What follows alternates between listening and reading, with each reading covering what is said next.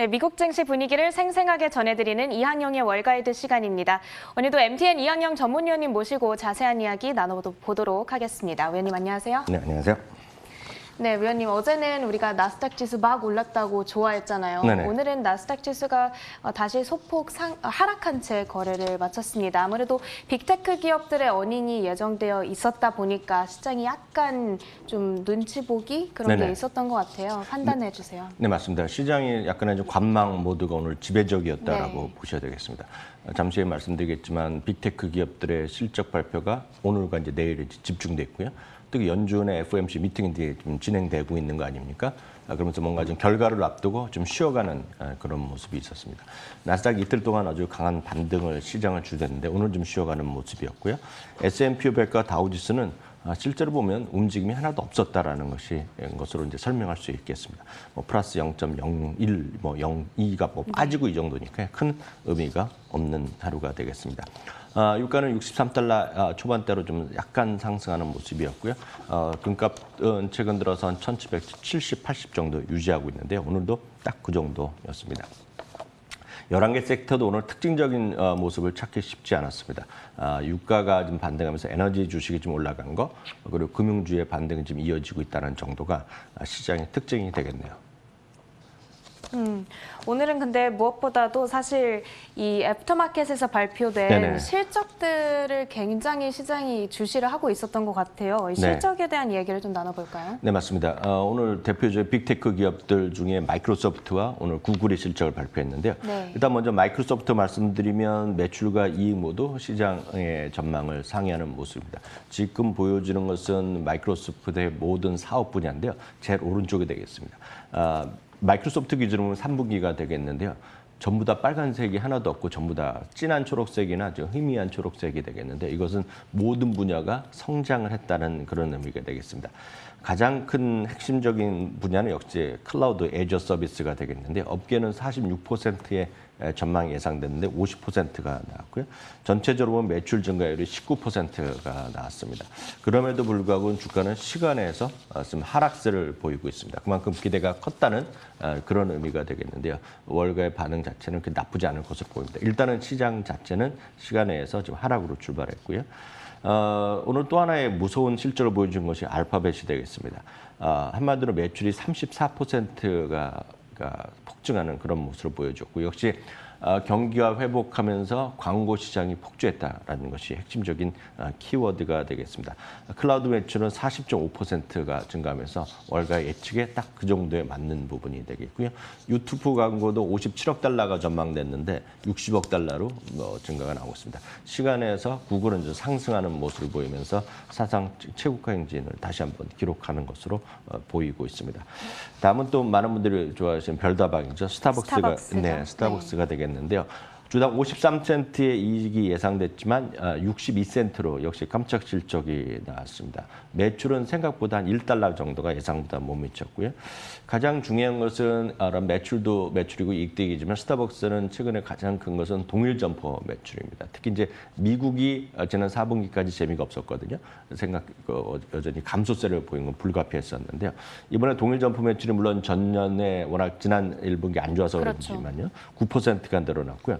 특히 흥미로운 것은 워낙 이제 미국 사람들이 모든 걸 크게 마시고 먹고 있는 거 아닙니까? 그래서 콜라도 상당히 큰 걸 마시는데 이번에 커피도 지금 큰 것들을 주문했다고 얘기하고 있습니다. 얼마나 큰가요? 그래서 평균 판매 단가가 21%가 늘어났다고 합니다. 그만큼 일단 라지 사이즈, 큰 사이즈를 그란드 사이즈라고 그래요. 더 큰 거를 있죠. 그걸 마신 것으로 좀 보이고 있고요. 중국 사람들도 지금 엄청나게 지금 커피를 마시는 거 다들 아실 것 같습니다. 중국도 동일 점포가 91%가 증가했습니다.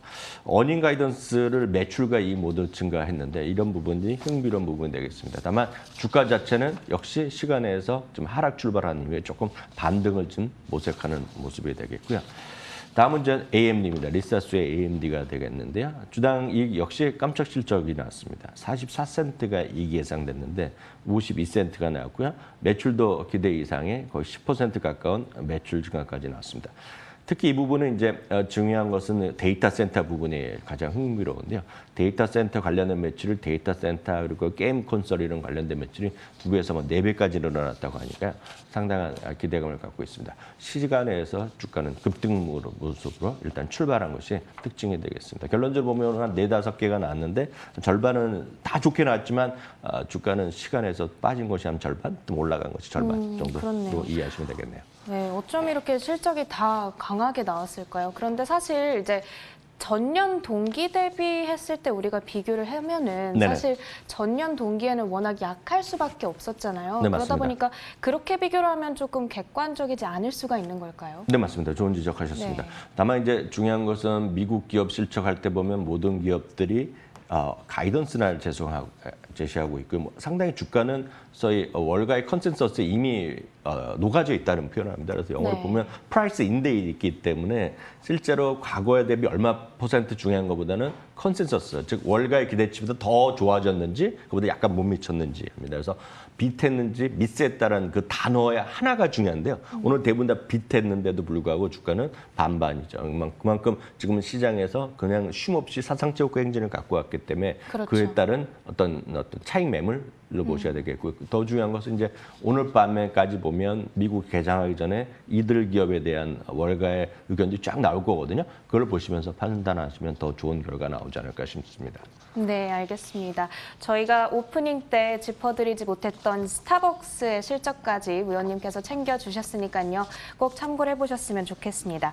그런 한편 장이 시작하기 전에 이제 프리마켓에서 실적을 네네. 발표했던 기업들도 있거든요. 살펴주시죠. 뭐 가장 흥미로운 것들은 이제 그 여러분들 집에 한두 켤레씩 다 있는 것들이죠. 그럼 미국이나 해외에 계신 분은 이거 지금 뭐 없는 분이 없고. 저도 너무 좋아하는 네, 브랜드예요. 그 실내에서도 많이 제가 신는다고 하면 다른 저희 코너에서 말씀드린 적이 있는데 크록스가 오늘 실적을 발표했는데 이것도 엄청난 깜짝 실적을 발표했습니다. 주당 89센트가 예상됐는데 1.49달러가 나왔고요. 매출 자체가 서프라이징합니다. 64%가 매출이 늘어났고요. 디지털 매출도 71%가 늘어났습니다. 특히 가이던스까지 올려놨습니다. 이것은 집에 있는 뿐만 아니라 이제 여행도 본격적으로 다니고 외출에 나가고 되면 이제 좀 더 이제 편한 신발 신는 것들이죠. 그렇기 때문에 이제 크록스도 얘기 나오고 있고요. 앞서도 다른 코너에서도 전 코너에도 보냈지만 편한 신발하면 컴포트 슈즈에서도 가장 이제 그 중가권 뭐 비싼 건 아니죠, 솔직히. 그렇죠. 예, 스케쳐스 같은 경우를 선호하는데 이런 것들을 지금 많이 좋게 얘기하는 경우가 있거든요. 네. 그래서 저 개인도 이제 스케쳐스 신발을 뭐 지금 거의 매일 신는 사람인데. 저도 굉장히 예, 좋아요. 그러니까 그런 것들에 대한 선호도가 지금 시장에서의 어떤 관심도를 보이고 있습니다. 여하튼 네. 크록스 같은 경우는 오늘 무려 이게 15%나 오늘 급등했습니다. 장시작 전에 이제 개장 전에 8-9%였는데요. 15%면서 바로 그냥 사상체 효과로 직행하는 모습이 되었고요. UPS 같은 경우는 어찌 보면 당연하거든요. 어찌됐건 배달 수요가 늘어나고 이러다 보니까 그것도 역시 매출이 전년 대비 27%나 늘어나면서 역시 이 주가도 역시 10% 이상 급등하는 모습으로 마감됐고요. 오늘 경제 지표를 하나 잠깐만 말씀드리면 주택 가격이 전년 동기 대비 12%나 올라가면서 15년 만에 최고 상승률을 기록했습니다. S&P 케이스 실러 지수라는 것인데 그만큼 지금 미국에서의 버블 논란도 있지만 분명히 있지만 주택 가격의 상승세가 무섭다라는 것도 팩트가 되겠습니다. 네, 알겠습니다. 주택 지표까지 확인을 해봤고요. 그러면은 이제 그 밖에 오늘장에서 조금 주목을 많이 받았던 특징주들 조금 더 살펴보도록 할 텐데 일단 테슬라가 오늘 떨어졌더라고요. 네, 어저께 테슬라가 이제 실적 발표하고 나서부터 이제 주가가 좀 재미없었는데요. 실적 자체는 좋았는데 여전히 월가에 이제 논란이 계속 이어지는 주제가 있습니다. 어저께 이제 보시면 뭐 매출도 사실 딜리버리가 이미 나와 있기 때문에 생산인가 판매 대수가 나와 있기 때문에 큰 의미는 없겠지만 이제 보다 재무적인 것이 나왔는데요. 매출 이익이나 뭐 생각보다 월가에 좋게 나왔는데 이제 핵심은 돈을 벌긴 벌었는데 돈을 번 거에 대한 세부적으로 보면 논란이 있는 거죠. 특히 이제 많은 분들이 이제 이미 테슬라를 갖고 계신 분들, 주주분들이 워낙 많으시니까 네. 여기 이제 논쟁을 하는 것이 과연 비트코인으로 번 거가 맞는 거냐 하는 얘기죠. 비트코인을 다 팔진 않았지만 비트코인은 뭐 조금 이제 한 10% 정도를 팔았습니다. 그러면서 이익을 챙겨서 거기서 무슨 1억 달러 벌었다 뭐 얘기하는 거거든요.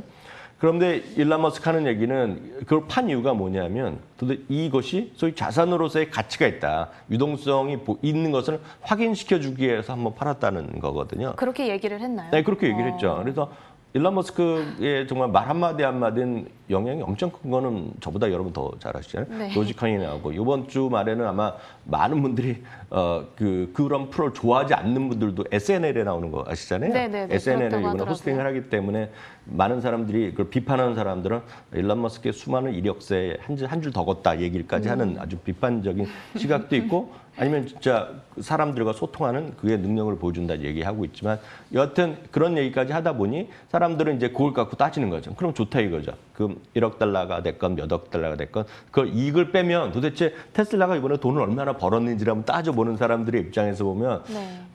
아시겠지만 이번에 전부 다 이제 칩의 부족을 겪고 있지 않습니까? 그럼 테슬라도 마찬가지겠죠. 전 세계 칩이 부족한 상황에서 반도체 칩이 그렇죠. 부족하니까. 그러니까 그런 영향도 분명히 어저께 얘기를 하긴 했거든요. 그렇기 때문에 여러 가지 논란이 있으나 쉽게 얘기해서 전분기 대비해서 지금 프리 캐시플로우라고 그러거든요. 그래서 네. 보유한 현금이 좀 줄어들었다는 얘기거든요. 그런 여기에 영향이 있다 뭐 얘기하고 논쟁이 엄청 심합니다 지금도. 그렇기 때문에 지금 비판하는 사람들의 입장에서 보면 먹잇거리를 딱 던져준 거죠. 근데 이거 봐라 이거 지금 비싸다는 얘기를 하는 사람들은 입장에선 파는 거가 되겠고요. 여전히 테슬라를 좋아하는 사람들은 무슨 소리냐 지금 이게 엄청 딜리버리가 잘 되고 있고 매출이 만들기만 하면 팔리는 건데 이걸 무시할 게 없다. 뭐 그런 내용이기 때문에 여전히 논쟁은 진행형이라고 보셔야 되겠습니다. 네. 어찌됐건 주가는 오늘 떨어졌고요. 에어비앤비에 대해서 니덤에서 매수 의견을 내면서 $210를 올려놨고요. 드라프트 킹즈 이런 게 두 개 다 한국에서 관심도 많고 해외에서도 관심이 많은 건데요. 에어비앤비는 좀 오르고 드라프트 킹즈는 오늘 좀 보합권에서 머무른 것이 오늘의 특징이 되겠습니다. 네, 특징주 몇 가지 이렇게 확인을 해봤고요. 이제 그런데 어쨌든 나스닥 지수가 오늘 하락하기는 했지만 어제까지는 계속해서 최고치를 경신하면서 움직이고 있었잖아요. 네네. 우리가 그런데 나스닥 지수에 그 편입되어 있는 종목들 중에서 어떤 종목들에 투자를 해야 되나 고민하시는 분들 굉장히 많이 계시죠. 어떻게 하면 조금 쉽게 접근을 할 수 있을까요? 네, 그 나스닥을 워낙 상대적으로 다른 주식 지수보다 선호하시는 것은 나스닥이 갖고 있는 성장성이거든요. 네. 특히 이제 기술주 중심으로 돼 있는 것들이라고 많이 생각하시는데 물론 그 안에는 기술주도 있고 금융주도 있고 에너지 주식도 다 있습니다. 다만 그런 것들 금융주나 이런 것보다는 기술주 그리고 바이오 쪽에 집중하고자 만들기 위해서 나스닥에서 한 100개, 1등부터 거의 100개 위주로 만들어서 인베스코란 자산운용사에서 운용하고 있는 ETF가 ETF 죠. 그 유명한 QQQ입니다. 그래서 많은 분들이 이제 QQQ를 이제 젊은 분들뿐만 아니라 이제 자제분들 위해서 꾸준하게 적립식으로 해주시는 분이 많이 계십니다. 현재 우리나라에도 많고 해외에도 많은데요. 다만 이제 단점은 주가가 계속 올라간 거죠. 사상치 효과가 가다 보니 QQQ도 이제 350달러, 60달러 이렇게 가니까 한 주당 가격이 자제분들을 위해서 그리고 이제 젊은 직장인들을 위해서 20대가 당장 학생들이 하나씩 사기에는 뭐 쉽진 않잖아요. 네. 그래갖고 이제 추가적으로 오늘 두 개를 말씀드릴 텐데 그래서 작년 가을에 그 인베스코랑 똑같은 운영사에서 오히려 운영 보수 수수료도 조금이라도 깎아주고요. 이거를 가격을 저렴하게 한 3분의 1 가격을 만들어서 똑같이 운영한 거를 만들었습니다. 그래서 오늘 다시 한번 소개해드리면 이게 QQQ의 M이 미니의 M입니다. 그래서 미니요? 네, QQQ M입니다. 그래서 운영 방식은 똑같습니다. 다만 가격만 좀 저렴해서 만든 거가 되겠는데요. 한 $140 수준입니다. 오, 저렴하네요. 네, QQQ가 한 $350 정도 되면 이거가 $140 되니까 뭐 2분의 1에서 3분의 1 정도, 3분의 1에서 그 정도 사이기 때문에 이것들은 이제 이 운영사에서도 이거는 저축 삼아서 꾸준히 해볼 분들한테 맞는 거다. 하는 네. 거거든요. 똑같이 배당도 주기 때문에요. 이거 한번 여러분들 잘 모르시는 분들 이런 것들을 갖고 저축으로 하시면 좋을 것 같고요. 어떤 분들은 QQQ도 좋은데 1등부터 배등 좋은데 이런 거 있지 않습니까? 그래서 런업이라 그래갖고요. 이제 1등에서 100등에 들어갈 수 있는 것들만 모아놓은 것들이 있습니다. 네. 그건 이제 QQQ에서 워낙 풀네임은 차세대라고 써 있습니다. 넥스트 제너레이션인데 실제로 보면 QQQJ라는 말을 씁니다. J. QQQJ는 주니어입니다. 주니어. 그래서 쉽게 말씀드리면 QQQ는 1등부터 100등이면 얘네들은 101등부터 200등에 있는 것들이. 재밌네요. 예, 네. 그런 걸 만들었는데 더 저렴하게 만들었습니다. 그래서 얼마인가요? 이 가격은 한 $33 수준이거든요. 오, 현재 굉장히 가격. 저렴하네요. 예, 그래서 정말. 많은 분들이 무슨 애플도 갖고 있고 마이크로소프트 갖고 큰 주식들이 이미 갖고 계신다 그러면 좀 앞으로 그 안에 들어갈 만한 성장성이 큰 것들 이런 거로 기대하는 것들 분들은 이 QQQJ 같은 경우에도 흥미로운 ETF이기 때문에 다시 한번 확인해 드렸습니다. 네, 나스닥 지수를 추종하고 있는 ETF 중에서 우리가 조금 나스닥 어떤 종목에 투자해야 되나 고민이 많이 되는 분들께서는 이 QQQ라고 하는 ETF에 투자하는 거를 조금 추천을 하고 계시는데요. 그런데 그 가격이 조금 부담스럽다 보니까 네네. 차선책으로 우리가 선택해 볼 수 있는 QQQM과 QQQJ 이렇게 소개를 해주셨습니다. 근데 사실 제가 또 한 가지 궁금한 게 네네. 그렇다면 TQQQ에 대해서는 어떻게 보고 계신가요?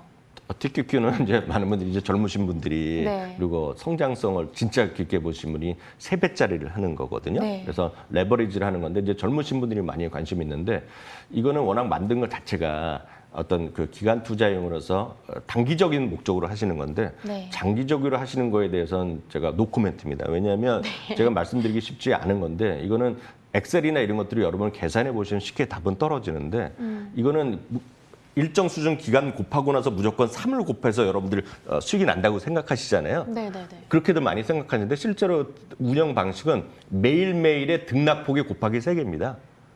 매일매일 그러면 떨어지면 떨어진 것도 거에 또 3배를 3배만큼. 갖고 3배 떨어진 다음에 그날부터 또 계산하고 또 계산하는 방식이기 때문에 네. 곱하기 3배가 나오지 않습니다. 그래서 리니어란 말이죠. 직선으로 지금부터 100% 올라가면 300% 올라가는 그림이 나오는데 네. 등락을 하다 보면 이게 더 나올 수도 있지만 현실적으로 등락을 거꾸로 올라가면 쫓아가지 못하는 경우도 왕왕 있기 때문에 아주 단기적으로 어떤 변동성이 자신 있는 분은 하셔야 되겠지만 저축 삼아서 하시는 분은 전 솔직히는 좀 3박 4일 말리는 편이다 이렇게 말씀드립니다. 네, 알겠습니다. 이게 3배의 수익을 낼 수 있기 때문에 아무래도 그런 점을 기대하고 TQQQ를 고민하고 계신 분들도 계실 것 같은데요. 떨어질 때는 그 낙폭의 3배만큼의 손실도 있다는 점 꼭 함께 유의를 해주셔야 될 것 같습니다. 네, 이렇게 오늘은 마지막으로 저희가 ETF에 대한 얘기까지 조금 나눠봤네요. 간밤 마감한 미국 증시 분위기 이향영 MTN 전문위원님과 함께했습니다. 오늘 말씀도 고맙습니다.